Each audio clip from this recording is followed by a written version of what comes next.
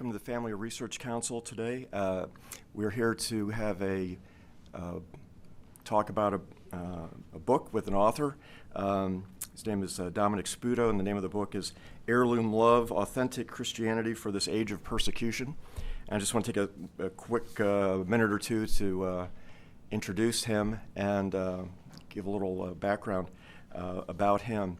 In any case, one of the things that's been, I think, present on people's minds recently is the persecution of Christians around the world.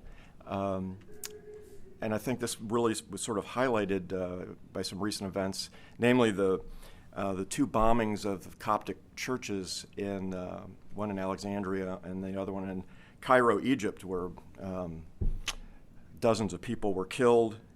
And the interesting thing is that the attack on the Coptic Christians in Egypt has been going on for many decades. But it's become particularly savage, and this was an ISIS claimed attack. In this case, though, it was more interesting because there was an exchange on Fox News one of the nights of that week. I think it was Palm Sunday when the attack occurred. And Tucker Carlson was interviewing Piers Morgan, the British TV host, who had been on CNN and has had a long career in British media, as a broadsheet newspaper editor.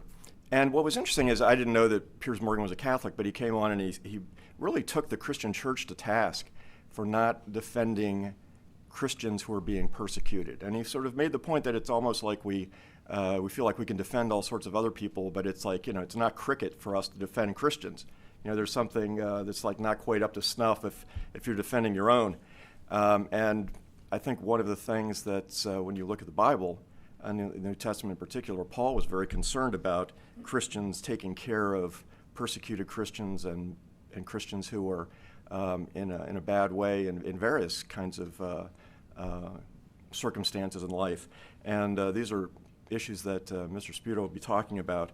I just raise it, and so it's in a way it's kind of perfect for him to arrive at this time. I didn't have any idea that this talk sort of occurred on the schedule, and I was thinking this is just because of providential, because I've been thinking a lot about this and what the Christian church response should be to this growing wave of persecution. In fact, it's almost an extermination of Christianity from countries where you'd had 1,000-year, 1,500-year,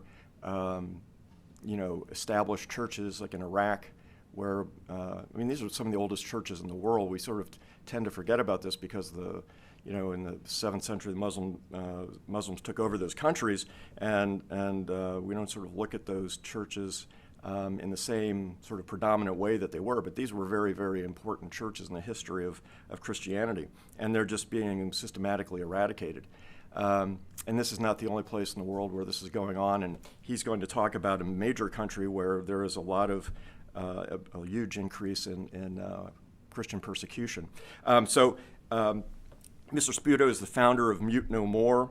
It's an organization that is dedicated to encourage and equip American Christians to love one another by praying, advocating, and providing relief for persecuted Christians in foreign countries.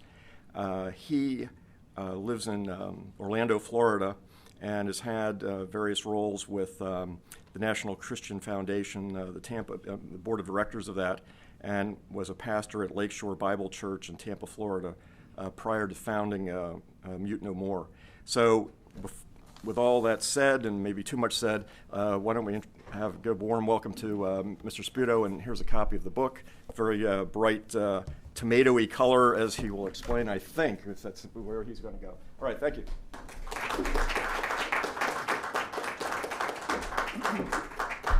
Thank you, Chris, and thank you. It's an honor and a privilege to be here at FRC, and I look forward to sharing with you more about my latest book.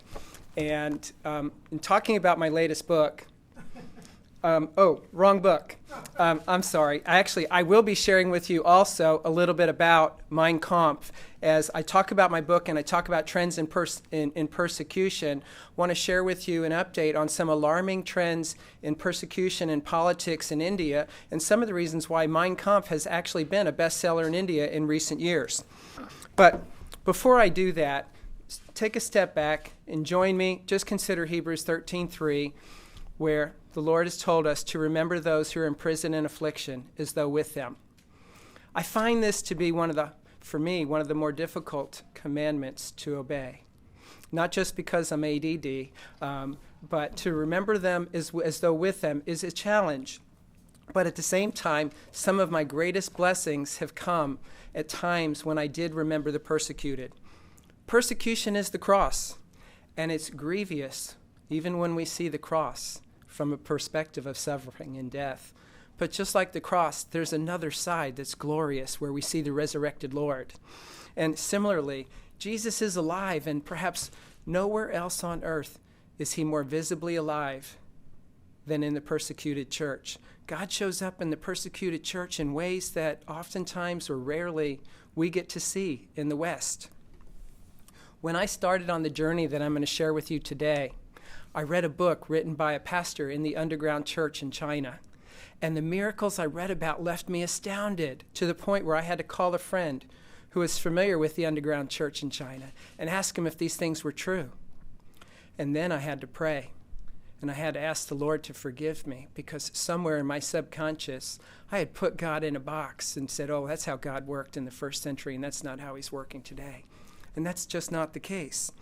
And so fast forward, I am here today, just returned from Brazil, where I attended the Religious Liberty Partnership meeting, annual meeting. The Religious Liberty Partnership, RLP, is an association of Christian organizations from 24 different countries that meet annually to share and discuss data, strategy, projects, and collaboration on how to help the persecuted church.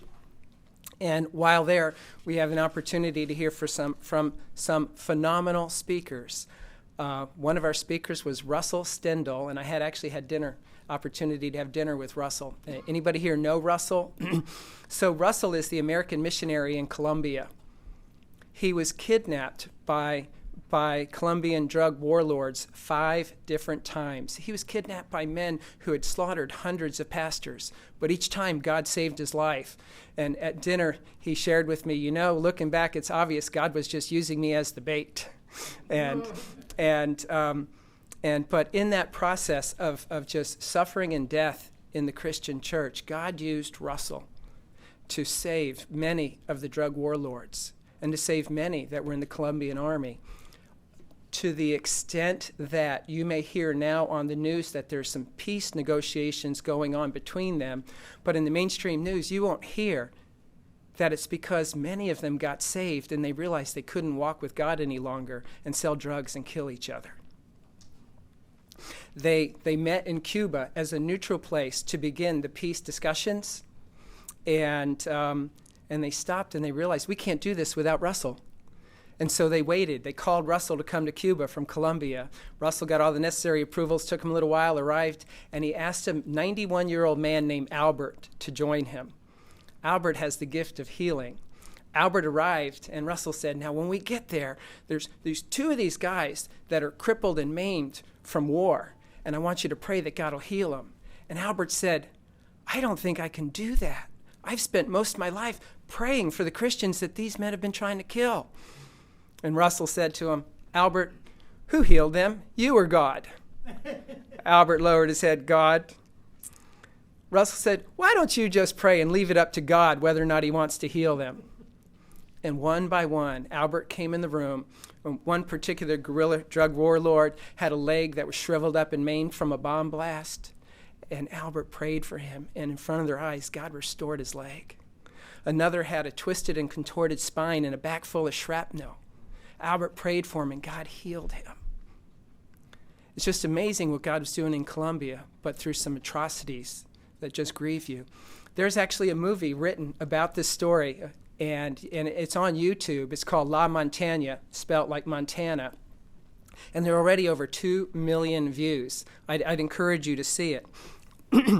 one of the other speakers that I had the opportunity to meet, a lawyer, I'm going to refer to her as Maria, although that's not her real name. Maria grew up in an Islamic country where people who were very close to her were murdered for their faith.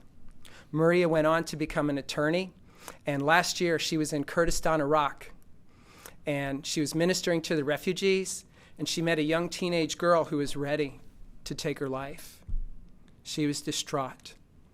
She had seen her father and her brothers murdered before she was kidnapped, imprisoned, and raped by many men over many months before she escaped. Maria consoled her and shared with her her own loss as she was growing up. And Maria told her, look at me, and God still worked for the good. And God wants to work for the good through you. She consoled her and convinced her to take a video, to allow her to video the girl giving her testimony. Not long after, Maria was back in London. She's sitting, as she would say, at a sidewalk cafe overlooking a square, and there was a protest going on in the square. And she felt the Lord prompt her to get up and go and see what they were protesting about. But she was tired, and she didn't get up. She felt prompted a second time, but she didn't get up. She felt prompted a third time, and she said, Lord, do you want me to get up and go over there? I'm glad I'm not the only one that's slow. And just about time she said, do you want me to go over there? An American woman came up to her and said, excuse me, you've been sitting here long enough, and I'm tired. Would you get up, please? So she got up and walked across the square. She approached the man who appeared to be leading the protest and inquired why they were protesting, and he told her it was because Parliament had just voted to not declare ISIS crimes genocide because of insufficient evidence. She told him her story, gave him her card. He called her later that day and asked her to come to a TV studio that night for one of the Brits' popular late-night TV shows and give her story. She did. And as only God would have it, a chief of staff for a leading parliamentarian saw it, called her the next morning and said, would you please come tomorrow and testify, and I'm going to call for a revote. She immediately called a friend of hers who was on a mission trip in Syria and had similar testimonies and said, can you get here in 8 hours? Now, logistically and legally, without a plan in place already, to get from Syria to London is probably virtually impossible. But she arrived just in time to testify in Parliament. And as they testified, Maria shared the young girl's video. And she shared the young girl's video, and the girl testified now to the world of how her father and brother were killed, of how she and every other girl in her community over the age of 8 years old were imprisoned and raped. In the video, she spoke of witnessing her friends being raped, of hearing their screams, of seeing a 9-year-old girl raped by so many men until she died. And then her friend, who had just come from Syria, testified. And she had similar testimonies of Christians being killed and tortured, of children being beheaded in front of their parents, of mothers seeing their children crucified. Based on their testimonies, Parliament voted that day unanimously to condemn the Islamic State for genocide and to refer the issue to the UN Security Council. It's just, God works in amazing ways. A young lawyer on a mission trip. Remembering the persecuted challenges us, and it convicts us. In my own experience, I traveled to a country that was hostile to the gospel and had the opportunity to spend a day with a brother, a courageous brother, who just a couple weeks before I arrived was preaching the gospel in a large area, and he was attacked by men with machine guns and left for dead. The Lord miraculously healed him, and guess what he was doing when I arrived? Preaching the gospel in the same area. I was more than a little nervous to hang out with him that day. I had dinner with him and his family that night, and I saw a side of the normal Christian life that I'd never seen before. I came home reading Revelation chapter 3, the church of Laodicea, And the Lord said, Dominic, you're lukewarm. And I reflected back on my trip, and I saw what hot was, and it wasn't me. Praise God, he's patient, he's merciful, and I'm still a work in process. And so as I share with you really more of part of my story in Heirloom Love and me being a work in process, I grew up in a family that never went to church, never had a Bible, never heard the gospel until I was 28 years old. And by the grace of God, he revealed his son to me, and I believed. As a new believer, one of the great convictions was how compassionate and kind God is. And you remember when the religious leaders came to Jesus, right? And they said, what must we do to be saved? And he said, love the Lord your God, heart, soul, mind, and strength, love neighbor as yourself. And of course they said, well, who's my neighbor? And he gave us the parable of the Good Samaritan. And then he wrapped it up by saying, so who was his neighbor? And they said, the one who showed compassion. And then what did Jesus say? He said, go and do the same. I was so convicted that I made a vow. And I made a vow, and I said, Lord, if you ever increase my income, I'm not going to increase my spending. I'm going to use your income to represent your compassion to the world. When I made that vow, I was living with my wife on a modest standard of living in a modest home, and more than modestly happy. I didn't know, though, that the Lord was going to lead me in less than 6 months to start a software company that just 2 years later would go public on NASDAQ at the height of the tech boom. Remember, I'm a work in process. I turned my back on that vow.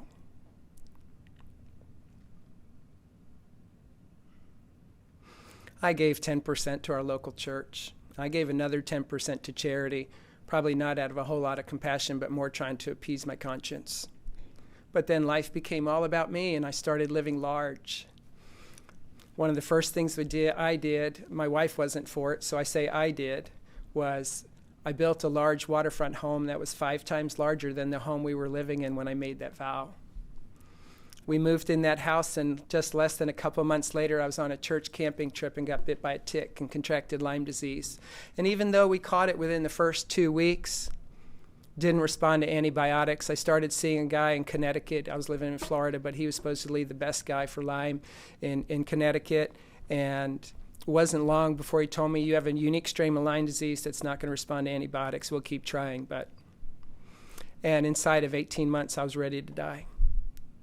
It was in my brain to the point where I couldn't complete sentences or hold a conversation. It was in my organs. I had complications from excessive antibiotics, including a home health nurse that came in with some intravenous antibiotic cocktails. I had fungus growing on my nails. I had fungus growing in my mouth from the antibiotics. I had these strange red bumps that looked like pencil erasers all over my head and neck that never went away.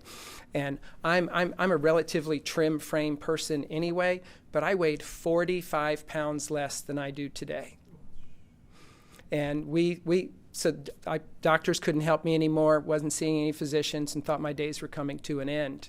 And it was to the point where my wife and my mother would look at me and go in the other room and start weeping. And then on October 12th, 2002, a dear brother in the church called me. He was trembling as he said, God told me to call you and tell you he's going to heal you. And when we hung up the phone, every symptom left my body. Now, you have to understand, I was a walking basket case. Anybody could look at me and tell that I was at the end. I was a member of a very large 10,000-member megachurch at the time, and I went to church the next day on Sunday. And you could have heard a pin drop. I didn't have to say a word. People knew. It wasn't long after that I knew the Lord was leading me to create a stewardship plan for my life. And I started with a cover-to-cover study of Scripture. And in the New Testament, I counted 426 verses that pertain to money and giving. Of those verses, by the way, the story I'm telling you, the verses, and even a list of all the Scriptures is included in here. Of those 426 verses, 66% of them pertain to using resources to help suffering and persecuted members of the household of faith. 21% pertain to helping the poor in general without reference to their faith. And 13% pertain to supporting pastors, missionaries, and workers of the gospel. So based on that, I started looking for opportunities to support the persecuted church. I ended up contacting the leaders, talking to the leaders of the 20 largest denominations and the 150 largest churches in the U.S. 2 of those denominations and 2 of those churches had programs and budgets to serve the persecuted church. The others did not. I was surprised, but in hindsight, I shouldn't have been. I want to reframe that. I was surprised, but as I looked at the process where the Lord had taken me through, perhaps I shouldn't have been. I went back and looked at those scriptures and came to understand that all of my Christian walk, I had read the scriptures from the New Testament from a Western perspective with lenses that were probably tinted by comfort and security. But the New Testament was written in the blood and the tears of the persecuted, where suffering and loss was the normal Christian life. And so I started sharing with friends what I had learned, and eventually it evolved into the book Heirloom Love, which is it's a study of the New Testament from a persecuted context perspective. And so because there's a lot in here that until we purpose to look at it through the original context, that we're apt to miss. So for example, take the New Testament teaching on hospitality. My natural inclination is I'm going to have friends over for lunch after church. But the New Testament context was to provide food, covering, and care for Christian refugees. And there's probably never been a time where that's been more relevant. Just in Nigeria, there are an estimated 40,000 people that have, mostly Christians, been killed by Islamists, and over 1 million more that have been driven from their homes that are refugees. In the Middle East, Syria and Iraq, Islamic State has driven several million Christians from their homes. These are Bible-believing family of faith for whom we're supposed to be hospitable. In hindsight, I was surprised to go back even to look in the Apostle Paul when he commanded the churches in 1 Corinthians chapter 16 to take up an offering on the first day of the week. The purpose was to help believers who were suffering and were persecuted in a foreign land. But fast forward today, and in modern American Christianity, less than 1/4 of 1% of our collections is used to help the persecuted church. I'm not suggesting that it should be 100%, but the point is to make a huge shift in values and priorities. And so, again, I wrote the book, Heirloom Love, just to highlight the New Testament persecution context, but overlay a real practical application for today with stories of modern-day Christians who walk a normal Christian life that will encourage and inspire us in our walk as well. And so, so with the remaining time, I want to tell you more about the book and the ministry, but before I do, I want to transition and tell you about the other thing I wanted to share with you today, and that's a critical update on India. I was really surprised recently to learn that Hitler's Mein Kampf has been a bestseller in India. In hindsight, I shouldn't have been too surprised. In the last 3 years, India has leaped in ranking on the World Watch List from the 28th worst country to the 15th worst country for severe Christian persecution. And it's not a coincidence that 3 years ago, Narendra Modi was elected Prime Minister. Narendra Modi was elected Prime Minister. Modi and his Bharatiya Janata Party, known as the BJP, they're devout followers of Hindutva. Hindutva is a radical, highly politicized form of Hinduism that seeks to create a pure Hindu race, nation, and culture. And in doing so, they oppress and they severely persecute all religious minorities, but especially Christians and Muslims. Hindutva leaders are known for admiring Hitler. Hitler's Mein Kampf and his racial ideology inspired the Hindutva founding fathers in their pursuit of a pure Hindu race. The Hindutva patriarch Walker referred to the Nazi genocide as, and I quote, a good lesson for us to learn by. It's critical that we consider Modi and the BJP's past in order to understand and to plot India's trajectory for persecution in the future. Modi was the chief minister of Gujarat before he was elected prime minister.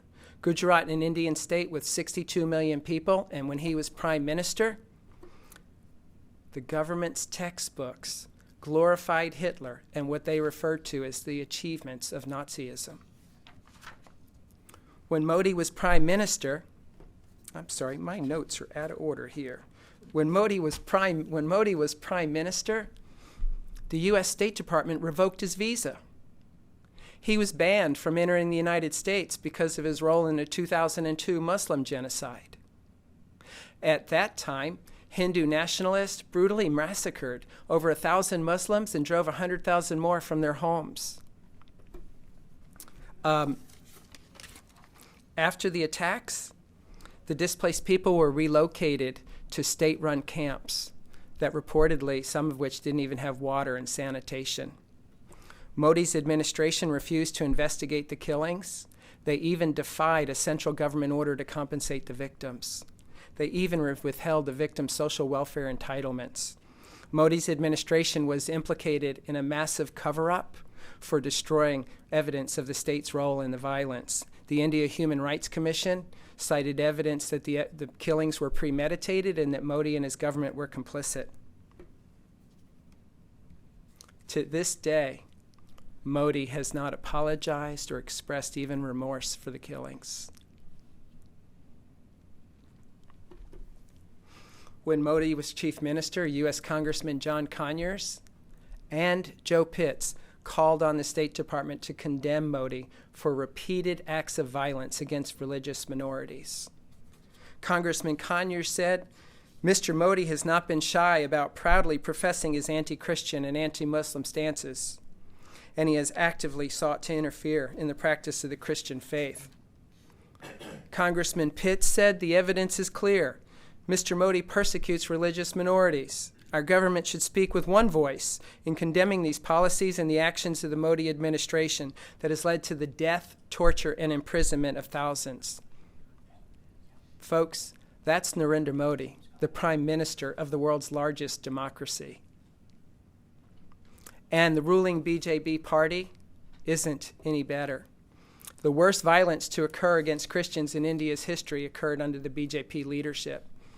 In 2008, Hindu nationalists in Orissa slaughtered more than 100 Christians, raped numerous women, destroyed 315 villages, and 4,640 homes. They demolished 252 churches. The police and armed forces that were sent to protect the Christians ignored their cries and allowed the massacre to continue unabated for almost 3 months. That's the BJP party. After the mayhem, one BJP leader was arrested and charged with 11 counts of murder, but he was convicted on only one count, and he was released after paying a small fine. The Indian Supreme Court overturned his release, but the state ignored the higher court ruling and reinstated the convicted murderer to his post in Parliament. So by now you're probably asking, why in the world did the Indian people elect him prime minister? The answer is simple, because he's good for the economy. Modi, when he was chief minister of Gujarat, had an incredible track record of economic success. He recruited hundreds of global companies to invest the equivalent of hundreds of billions of dollars in his state economy. But for us, looking back on Modi and the BJP gives us cause for great concern. And in his first 3 years as prime minister, he's validated that concern. The Hindutva founding fathers distrusted and were hostile toward non-governmental organizations, NGOs, especially Christian charities, because they considered them to be anti-national. So it wasn't surprising that after Modi became prime minister, his administration revoked the funding licenses of 10,000 NGOs. I didn't say 100 or even 1,000. 10,000 NGOs. That includes human rights groups, legal aid societies, and countless charities that are serving the millions of marginalized and impoverished people in India. In one example, a group in New Delhi called the Lawyers Collective, they had been providing free legal aid to minorities for 30 years. But in a recent case, they were representing the victims of the Muslim genocide that occurred under Modi's watch, and they were seeking to put Modi on trial for his role in the violence. Needless to say, after Modi became prime minister, their funding license was revoked. Or in another case that hits a little closer to home, consider Compassion International. You know, Compassion, the Christian charity that cares for the hundreds of thousands of India's destitute children. Modi became prime minister 3 years ago, and in the last 3 years, Compassion has been the target of multiple coordinated governmental attacks because of their Christian faith. And finally, last year, their funding license was also revoked, and they are now in the process of withdrawing from India. Modi's Hindutva agenda was clearly seen again in 2015 when he and the BJP called for the enactment of a nationwide anti-conversion law. That law hasn't passed yet, but 7 Indian states encompassing 300 million people already have similar laws in place. These laws are used to harass and intimidate Hindus who want to change their faith. They also include fines and imprisonment for anyone who induces, whatever that means, induces a Hindu to change their faith. In reality, they're similar to the blasphemy laws.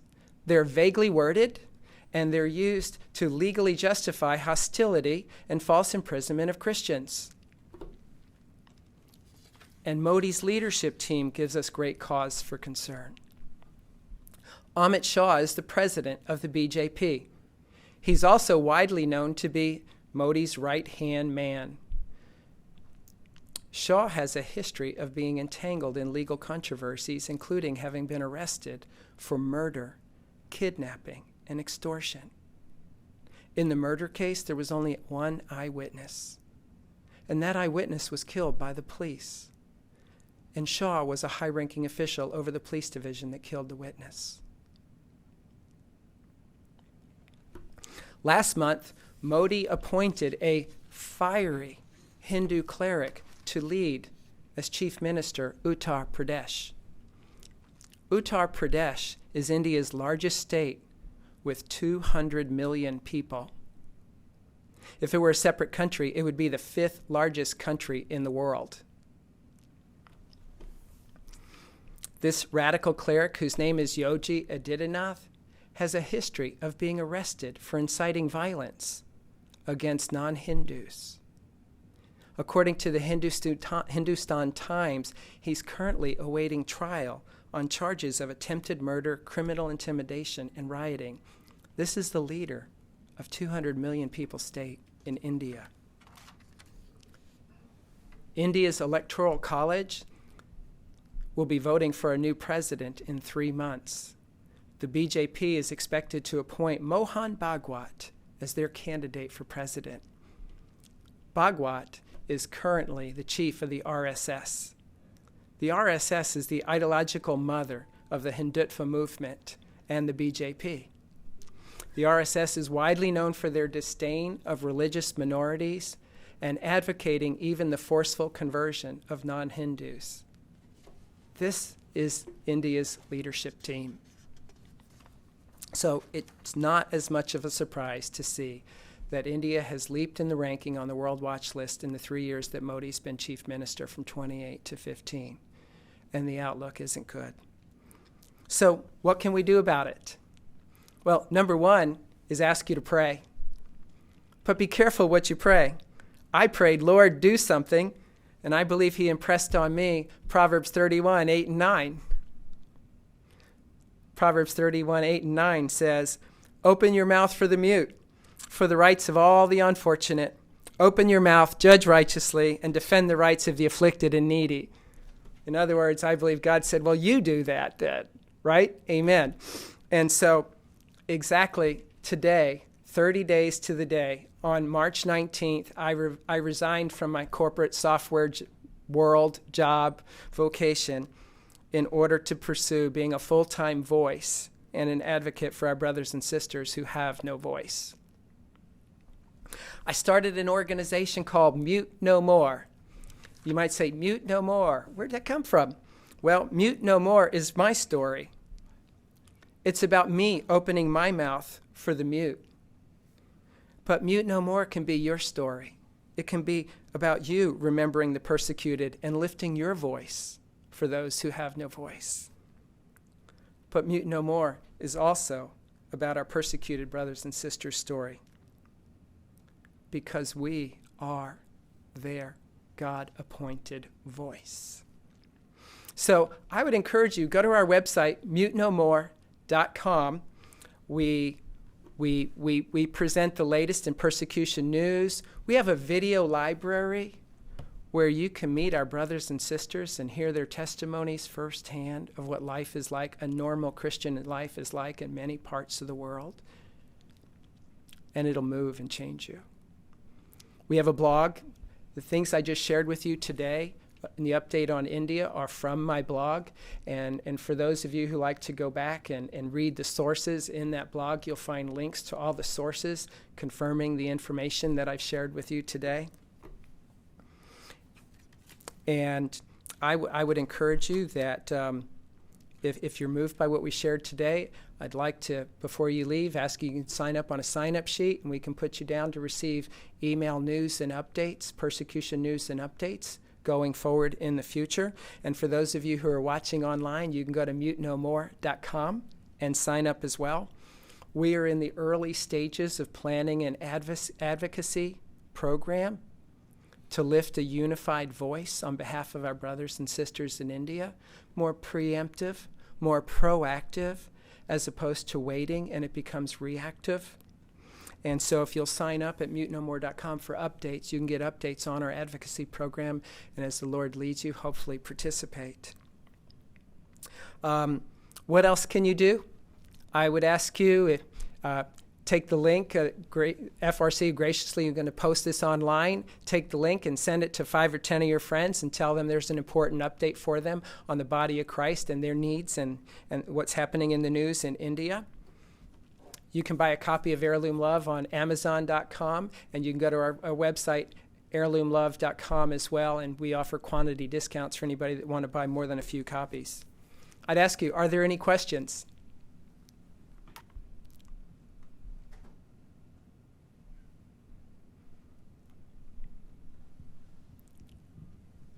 This wonderful talk is kind of shocking, and I'm kind of reeling from all the stunning information. Maybe on a lighter note, I was wondering if you could, because I've read a little bit of the book, basically online on Amazon, but I wonder if you might talk about the cover and the color and the heirloom and where that comes from, is using it as a metaphor, because I think it has a very powerful part. It's part of your story that I think sort of was really a nice way of explaining what you're about. Thank you. Thank you very much. And so Heirloom Love is a study of what I call the legendary love of the first century church that changed the world. People came to Christ at a time when following Jesus could cost them everything. And so I take, hence the term heirloom love. And I take that and use the metaphor of the heirloom tomato. And for those of you that may be tomato fans, you know heirloom tomatoes are tomatoes that have not yet been genetically modified and engineered, where original tomatoes, God's tomatoes, were actually quite unattractive in color, shape, and form, and squishy and damaged and bruised easily, but nothing tastes better. Today you go in the grocery store and we have these tomatoes that are picture perfect, round, firm, bright red, and they've lost their taste.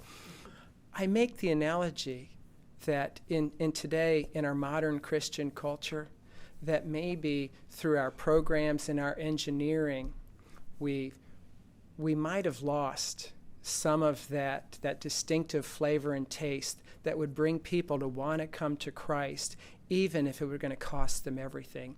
And so I developed that analogy a little bit further in Heirloom Love, of comparing heirloom tomatoes to heirloom faith and heirloom Christianity. Thank you for asking. So you speak about churches needing to give more. Is there a certain amount that you would say churches need to give, and to what are the you talked about India, but what are the certain causes right now? What are the certain things? Are there certain things like water or just the practical needs? What are the things that Christians need to be focused on giving to right now? Thank you. Great question. Although I'm not qualified to say how much anybody should give. I think I could speak to that in a general sense. What's really amazing is Americans give. They're generous. American Christians are generous and give an estimated more than $50 billion and more a year, and less than 1/4 of 1% of that goes to help persecuted Christians.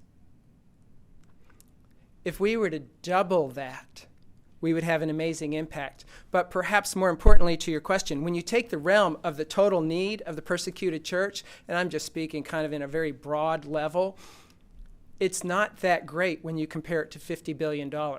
As a percentage of $50 billion, that need actually is relatively small. So it's not a big number that's really needed here. It's just that the denominator is so small. And so the other part of that in need, the UN had a press release last month that said they are experiencing the worst humanitarian crisis in the history of the UN, and they said there are an estimated 20 million people on the verge of starvation. And what was really interesting is they pointed out that it was all rooted in the source of conflict. They neglected to say the source of that conflict, but nonetheless, that is largely our brothers and sisters, Christians, and those that have been driven from Islamic forces in Nigeria, Syria, Iraq, and Yemen, and to a lesser extent, other places in Africa. And so the need has literally never been greater in the history of recorded time. And so there are some great organizations out there doing relief in those areas. And if you're interested and you want to see me afterwards, I'd be glad to talk to you or contact me afterwards based on your level of interest and maybe make some recommendations on specific organizations. Can you explain a little bit more about the advocacy program that you're looking at doing in India? And then also, are you partnering with any other kinds of organizations in the work that you're doing? Thank you. And so the intention is to partner. And so I have colleagues within the Religious Liberty Partnership that I'll be working with on that. So it's not something we would do alone. We're much more effective when we unify as one voice and unite our resources as well. But it's not developed far enough along yet that it would be fair for me to share details.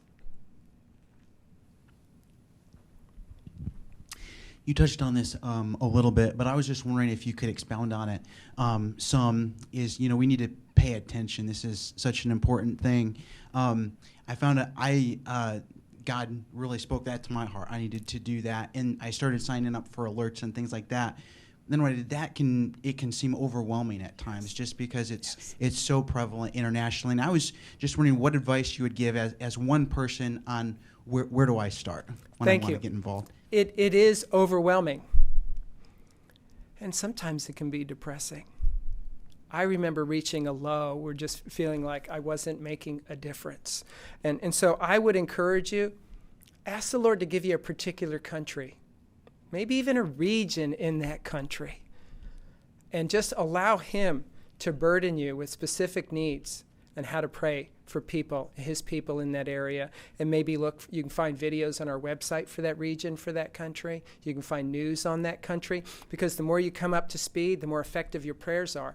It wasn't that long ago that Pakistan was considering passing a law that it was illegal to own a Bible. And if your focus is on Pakistan, you could be praying, oh God, that law wouldn't pass. Or if it's India, Lord, I pray that this national enactment of an anti-conversion law wouldn't pass. You can't pray for all things all the time. And so just allow the Lord to allow you to specialize in a particular area, and then really track with the news and pray accordingly for that area.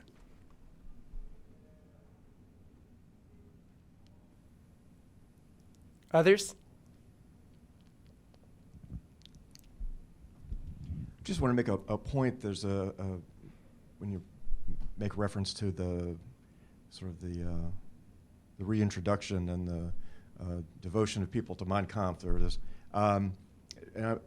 In the newspapers, I mean, basically like today, I just want to make the point that there is an interesting set of story about a book that's just being published that indicates after this author gained access to some United Nations archives that had been closed for 70 years.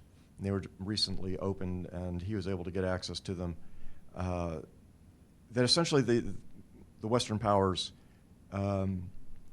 knew about the genocide of the Jews in great detail as early as the middle of 1942. And even though it's not clear, because when they opened the camps and everything, everyone was shocked, and no one really understood. It was clear nobody could have really comprehended this. But it didn't mean that they didn't there's been a real campaign of deception inside, the Western world about what they really knew. And apparently there were a number of intelligence sources that were getting out real details, real bits of hard information and intelligence about the camps, and all of this sort of really ramped up in 1942 with the Wannsee Conference in the beginning of the year, with the extermination of the Jews. And it doesn't necessarily mean you could do a lot about it, because we were fighting a war and we couldn't do a lot about a lot of things. But it's these things are very serious, and to sort of think about people reading Mein Kampf and it doesn't have an effect on you when you're sort of propagating it as a way to introduce the notion of racism, and sort of genocidal racism, is something that's extremely dangerous. I think that whole sort of aspect of the story and what's going on in India has certainly been incredibly enlightening here. So I just thank you for bringing that up. I wouldn't have known that. And then, this sort of story that I just suggested everybody kind of pay attention to their newspapers. I think it was in the UK, The Independent is where the story broke. But you'll find it pretty easily. This will be a big story for a long time. Yad Vashem in Israel has put out a statement about it too. So. Well said. Thank you.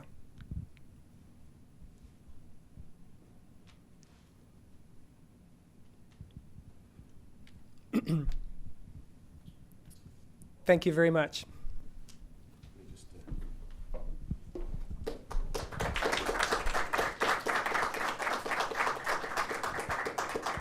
Well, I want to thank Mr. Sputo for coming. Okay, I have an heirloom tomato story, so this will take one. Do I have a minute? Okay, so here's my story. So, I don't know, it was about 10, 15 years ago. I had a friend, I used to ride the bus every day, and somehow we got this notion that we would grow heirloom tomatoes. Like, she knew about them, and I said, I've never done this, so we bought these sort of like big hydroponic, these like tubs, and you sort of, you could put them outside, and you grow these things. And so we had a couple of these things going, and so we picked the sort of the types of seeds we wanted, and so we grew them, and so but we didn't anticipate being a farmer could be difficult even in the middle of Alexandria, Virginia, because one of the things that is really not very pleasant about being a farmer are squirrels, varmints, and birds. And so by the time we got through with the entire experiment, we had like 4 tomatoes to split between us, right? That hadn't been like picked apart. So I got my tomatoes and she got hers, and so my father happened to be visiting me one time, and at the time when the tomato payoff occurred. And so, it's like the exchange. And so he and I sat down and we sliced the tomatoes. We were at a table and we each bit into one of them. My father looked at me and said, "That was the best tomato I ever ate in my life." And it really was. So I think if that's what authentic Christianity is like, I think in a way it must be the same sort of thing. It's the best taste you'll ever have in your mouth. So, so there we go. All right, and with that, we thank you for attending, and go grow some heirloom tomatoes and fight off the squirrels. Thank you very much.